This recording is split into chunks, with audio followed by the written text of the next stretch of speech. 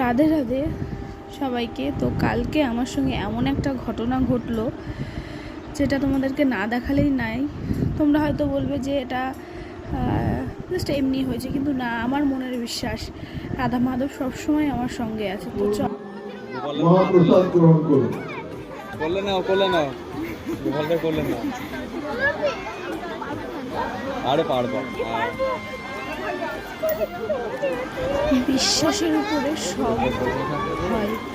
ভিডিওটা তোমরা কন্টিনিউ দেখতে থাকো, অবশ্যই বুঝবে যে আমি কতটা খুশি আর কতটা তুলো